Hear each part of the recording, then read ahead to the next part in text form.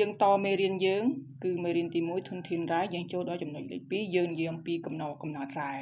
អញ្ចឹងនៅត្រង់កន្លែងកំណត់កំណត់រ៉ែនេះសំណួរគេចេញប្រឡងគេអាចសួរថាតើរ៉ែកកើតឡើងយ៉ាងដូចម្ដេចឬគេអាចសួរយើងថាចូលរៀបរាប់អំពីកំណត់កំណត់រ៉ែអញ្ចឹងដើម្បីឆ្លើយសំណួរអំពីកំណត់កំណត់រ៉ែនេះចំណុចចម្លើយរបស់វាគឺមាន3ទី1គឺរ៉ែកកើតឡើងអំពីម៉ាក់ម៉ានិងកំម៉ែភ្នំភ្លើងទី2គឺរ៉ែក៏កើតឡើងពីសូលីសុងនិងទី3រ៉ែបានមកពីសិលាប្រែកំណើត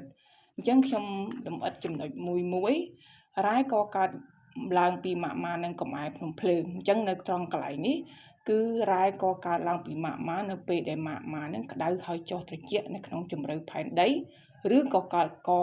តពីកំម៉ែភ្នំភ្លើងដែលកករឹងនៅលើផ្ទៃផែនដី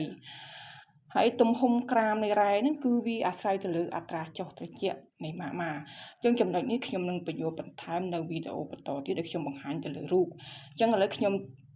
លម្អិតកន្លែងនេះបន្តិចអញ្ចឹងទំហំក្របក្រាមរ៉ែនេះអញ្ចឹងម៉ាក់ម៉ានៅពេលណាដែលវាសល់នៅក្នុងជម្រៅផែនដីវាចុះត្រជាក់យឺតអញ្ចឹងធ្វើឲ្យកំណរក្រាមរ៉ែហ្នឹងគឺមានក្របក្រាមធំអញ្ចឹងបើសិនជាវាចេញមកខាងក្រៅវាคล้ายទៅជាម៉ាក់ម៉ានៅក្បែរផ្ទៃផែនដីវាចុះត្រជាក់លឿនជាងម៉ាក់ម៉ានៅក្នុងផ្ទៃផែនដីនោះកំណរក្រាមរ៉ែរបស់វាគឺតូចតែបើសិនជាវាចេញមកលើផ្ទៃផែនដីតែម្ដងវាជាកំម៉ែភ្នំភ្លើងបានន័យថាវារហ័សចុះត្រជាក់នោះធ្វើឲ្យក្រាមរបស់វាតូចឬក៏គ្មានក្រាមស្ទះតែម្ដងចំណុចទី2ណារ៉ែក៏កើតឡើងពីសូលីសុងកន្លែងនេះគឺយើងមាន2ចំណុចដូចគ្នាទី1គឺរ៉ែក៏កើតឡើងពីរំហួតសូលីសុងអញ្ចឹងមុននឹងយើងយល់ចំណុចកន្លែងនេះយើងតយល់ថាអ្វីទៅគឺជាសូលីសុងអញ្ចឹងសូលីសុងបានន័យថានៅពេលដែលលបាយមួយដែលមានសារធាតុរលាយនិងរំលាយនៅក្នុងនោះឥឡូវខ្ញុំឧទាហរណ៍ដូចជាសូលីសុងទឹកអំបិលអញ្ចឹងសមាសធាតុដែលរលាយគឺអំបិលសមាសធាតុដែលរំលាយគេគឺទឹកអញ្ចឹងសូលីសុងទឹកអំបិលអាហ្នឹងហើយគេហៅថាសូលីសុងបានន័យថានៅក្នុងមួយសូលីសុងហ្នឹងវាជាលបាយមួយដែលមានធាតុរលាយនិងធាតុរំលាយនៅក្នុងនោះអញ្ចឹងគេថារ៉ែខ្លះកើតឡើងពីរំហួតសូលីសុងមានន័យថា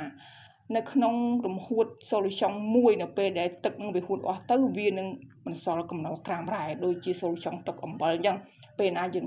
ឲ្យទឹកហួតចេញអស់វានឹងសល់កំណរក្រាមរ៉ែអញ្ចឹងគេបង្ហាញយើងឧទាហរណ៍ដូចជាពំនុករ៉ែ5លីត្រអាហ្នឹងគឺបានកើតឡើងពីរំហួតនៃសមុទ្រចាស់ហើយសារៈសំខាន់ផ្សេងទៀតមានមនាងស៊ីឡានិងកាល់ស៊ីតចូលដល់ចំណុចទី2គឺរ៉ែកកើតពីសូលីសុងទឹកក្តៅនៅក្នុងជម្រៅផែនដីអញ្ចឹងនៅក្នុងជម្រៅផែនដីក្តៅអញ្ចឹងពេលដែលទឹកនឹងក្តៅទឹកនឹងអាចរំលាយសមាសធាតុដទៃទៀតនៅពេលដែលសូលីសុងនឹងចុះត្រជាក់អញ្ចឹង